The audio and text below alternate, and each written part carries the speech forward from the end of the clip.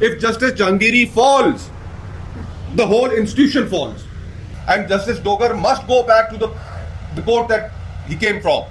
اور ہم تو بارہا یہی کہتے ہیں اور کہتے آئے ہیں اور کہتے رہیں گے کہ اس ملک میں کانسٹیٹیوشن کی سپریمیسی ہمیں چاہیے. ہمیں اس چیز کا فیصلہ چاہیے کہ اتنی دہائیاں گزرنے کے باوجود عوام کی کیوں نہیں سنی جاتی, اور یہ بتایا جائے کہ آخر اس ملک میں عوام کی حیثیت کیا ہے, ان کے ووٹ کی کیا حیثیت ہے.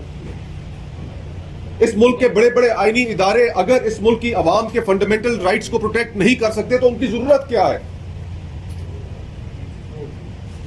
تو ان تمام حالات میں ہم جسٹس صاحب کو جہاں پر خوش آمدید بھی کہتے ہیں سفر میں اپنا ساتھی بننے پر, وہاں پر ہم اسلام آباد ہائی کورٹ کے جو 5 ججز ہیں جن کے کریج کو ہم سلام پیش کرتے ہیں کہ جن کا فقط صرف قصور اتنا ہے کہ خط کے اندر انہوں نے اپنے ساتھ ہوئی آپ بیتی بیان کر دی, اور آج جسٹس صاحب ان کی مہربانی ہے, ہم ان کے شکر گزار ہیں کہ وہ باضابطہ طور پر تحریک تحفظ آئین کو جوائن کر رہے ہیں. یہ ہمارے لیے باعث افتخار ہے. ملک کی حالت یہ ہو جائے کہ وہاں کے جج صاحبان انصاف کے متلاشی بن جائیں, خود سپریم کورٹ انصاف حاصل کرنے کے لیے اپنی پٹیشنز لے کر جائے, جہاں پر 26ویں آئینی ترمیم کے تحت عدلیہ کی آزادی کو سلب کر لیا جائے, ایگزیکٹو اس کے اوپر دسترس حاصل کر لے, جوڈیشل اپوائنٹمنٹس کے جو انٹرویوز ہیں اس کا پروسیس اتنا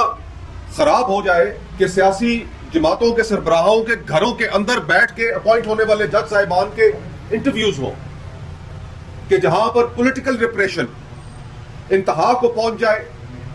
فنڈامنٹل رائٹس انسانی حقوق بے معنی ہو کر رہ جائے, رول آف لا تباہ و برباد ہو جائے, اس کا کانسیپٹ ایلین ہو جائے سوسائٹی میں, فریڈم آف ایکسپریشن. آپ صحافی ہیں,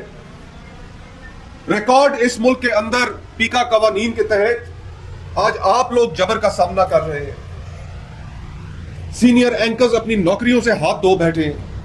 کاشف عباسی صاحب ہو, پارس جہزیب صاحبہ ہو, حبیب اکرم صاحب ہو, جمیل صاحب ہو. جمیل صاحب کو تو ایک بنائن سی ٹویٹ کرنے پر ان کے گھر چھاپا مارا گیا, میڈیا ٹاؤن سے اٹھا لیا گیا.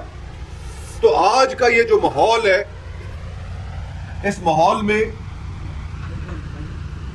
یہ جو اس کے خلاف اٹھنا, اس کے خلاف کوشش کرنا, اس کے خلاف